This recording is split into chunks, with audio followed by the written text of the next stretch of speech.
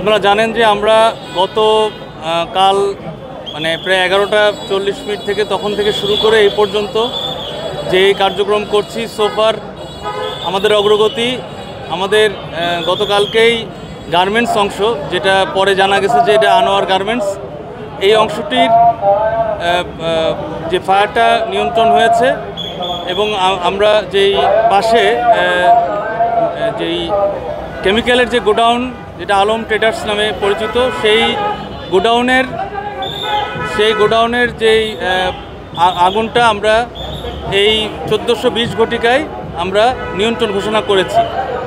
1420 ঘটিকায় আমরা নিয়ন্ত্রণ ঘোষণা করেছি। তবে এখানে বেশ কিছু বিষয় রয়েছে, আপনাদের এটা বুঝতে হবে। যেহেতু এটা একটা কেমিক্যাল গোডাউন এবং এখানে প্রায় 6-7 ধরনের বিভিন্ন ধরনের রাসায়নিক দ্রব্য রয়েছে, যেটার মাত্রা এখনও আমরা যাচাই বাছাই করতে পারিনি। তবে পুরা গোডাউন ভরা যেই বিভিন্ন রাসায়নিক দ্রব্য, এটা আমরা ধাপে ধাপে প্রোগ্রেসিভ ওয়েতে আমরা এটাকে ড্রেন আউট করছি। দ্যাট মিন্স পানি দিয়ে ফায়ার ফ্লাড করে এটাকে আমরা ড্রেন আউট করছি ধাপে ধাপে। এটা সময় সাপেক্ষ একটি বিষয়। আমরা সিস্টেমেটিক কাজ করছি। যেই কাজে আমাদের আপনারা জেনে থাকবেন যে টঙ্গীতে যে দুর্ঘটনা ঘটেছে, যাতে এখন আর সেই ধরনের দুর্ঘটনা না ঘটে, এজন্য আমরা টেকনোলজি অ্যাপ্লাই করছি, ড্রোন দিয়ে দেখছি এবং আমরা বোঝার চেষ্টা করছি। আপনাদের জ্ঞাতার্থে আরেকটু জানাচ্ছি যে আমাদের এই যে আলম ট্রেডার্সের যে ভবনটা, এটা কিন্তু অনেকটা ড্যামেজ হয়েছে। আমরা যে ড্রোন ভিউটা যেটা পেয়েছি, এটা অনেকাংশে ড্যামেজ হয়েছে এবং যেহেতু এটা লম্বা সময় ধরে একটা যে তাপমাত্রা এটা ক্রিয়েট হয়েছে, সেই তাপমাত্রার কারণে এই ভবনের কনস্ট্রাকশন যে পিলারগুলো আমরা দেখলাম, সেটা অনেকাংশে ড্যামেজ। সুতরাং এটার জন্য যারা এটার জন্য মানে কর্তব্য ব্যক্তি যারা রয়েছেন, মানে আমাদের রাজুক অথবা এখানকার ভবন বিশারদ যারা রয়েছেন, তারা এটা বলতে পারবেন যে এটা কতটুকু ড্যামেজ হয়েছে। তবে আপাত দৃষ্টিতে এটা একটা অনেকাংশে ড্যামেজ এবং এখানে যে কোনো সার্চ অপারেশন করাটা অবশ্যই ঝুঁকিপূর্ণ। এই ঝুঁকিটা এড়ানোর জন্য আমরা প্রোটেকশন নিয়ে ধাপে ধাপে কাজ করছি। এর সার্চ অপারেশন চালানোর জন্য আরও সময় লাগবে এবং আমাদের হয়তো আরও 36 ঘন্টা কি আরও 72 ঘন্টাও আমাদের ওয়েট করা লাগতে পারে। এইটাই, এতটুকুই। ধন্যবাদ। এখানে একটু বলে রাখা ভালো যে আমরা কিন্তু প্রথম থেকেই এই যে আলম ট্রেডার্সের যে মূল যে দরজা, এটা কিন্তু বন্ধ পেয়েছি, তালা মারা ছিল। এটা আমাদের হাইড্রোলিক স্প্রেডার দিয়ে এবং কাটার দিয়ে এটাকে কেটে তারপরে খুলতে হয়েছে। সুতরাং ধারণা করা হচ্ছে যে এখানে হয়তো মানুষ ছিল না। তবে তারপরেও সার্চ অপারেশন না চালানো পর্যন্ত আমরা বলতে পারবো না যে এখানে কতটা মানুষ ছিল অথবা ছিল না। এটা আমাদের ওই অপারেশনের পরেই আমরা নিশ্চিত হতে পারবো। আর যেহেতু বিল্ডিংটা আপনি বলেছেন যে এখানে আসলে বিল্ডিংয়ের ড্যামেজটা হয়েছে, আমি অলরেডি বলেছি ড্যামেজ অনেকাংশেই হয়েছে এবং এই ড্যামেজ হওয়ার কারণেই এটা আসলে এটা যখন তখন দুর্ঘটনা ঘটতে পারে আমরা আশঙ্কা করছি। কারণ অনেক জায়গায় ফাটল হয়েছে, যে কলাম রয়েছে সেই কলামে ফাটল ধরেছে। সুতরাং এটা একটা ঝুঁকিপূর্ণ একটা বিল্ডিং। এটা আসলে যাচাই না করে এখানে সার্চ অপারেশন চালানোটা কঠিন হবে।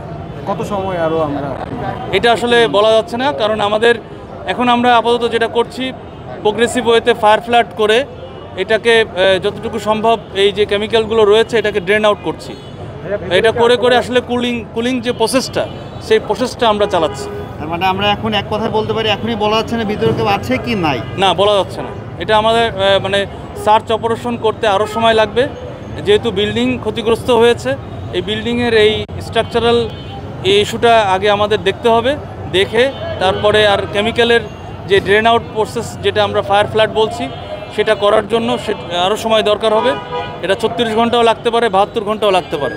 তবে আমরা খুবই সিস্টেমেটিক এবং প্রোগ্রেসিভ ওয়েতে কাজ করছি, এজন্য একটু সময় লাগছে। আমি অলরেডি বলেছি যে এটা সার্চ অপারেশন ব্যতীত আমরা বলতে পারবো না।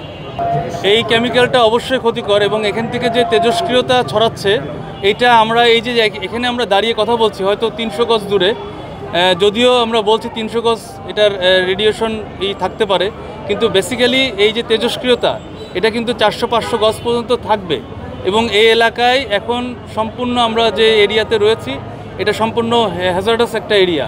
সুতরাং এখান থেকে দূরে চলে যাওয়াটাই শ্রেয় ইভেন আমরাও এটাকে আরেকটু এক্সপান্ড করব, মানে এরিয়াটাকে আরেকটু বাড়াবো, এই সিন টেপটা আরেকটু বাড়িয়ে দেবো, যাতে করে মানে মানুষজন এখানে না থাকে, এবং এখানে না থাকাটাই ভালো। কারণ এই তেজস্ক্রিয়তার কারণে আপনার শারীরিক মানে ডাক্তাররা ভালো বলতে পারবেন আরও ক্ষতি হবে, এবং আপনার ব্লাডে তো এটা মিশে যাচ্ছে।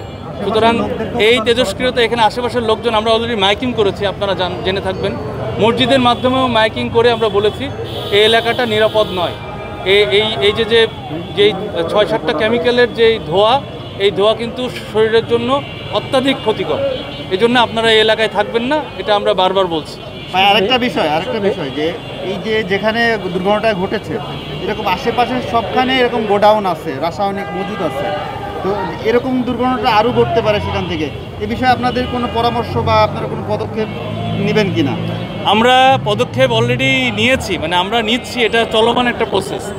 আমরা আসলে আমাদের যেই ইন্সপেক্টররা রয়েছেন তারা তালিকা করছেন, তারা কোনটা বৈধ কোনটা অবৈধ তালিকা করছেন, এবং আমরা চেষ্টা করছি অন্যান্য সংস্থাকেও একই সাথে আমরা একই ফুটিংয়ে নিয়ে আসার জন্য। অন্যান্য সংস্থাও কাজ করছেন, আমরা একসাথে কাজ করছি। তবে এটা আসলে সামাজিকভাবে আমাদের ডিজি মহোদয় অলরেডি বলেছেন, আপনারা জানেন যে এটা একটা সামাজিক একটা মানে একটা ব্যাধি, এই ব্যাধি থেকে আমাদের মুক্ত হতে হবে। আমরা সবাই যদি চাই আসলে এটা মুক্ত হবে, আদারওয়াইজ সংস্থার উপরে দোষ দিয়ে লাভ নেই, এটা আমাদের সামাজিকভাবে এটা প্রতিরোধ করতে হবে। I want to ask you a question. I'm from TRT World, Turkish television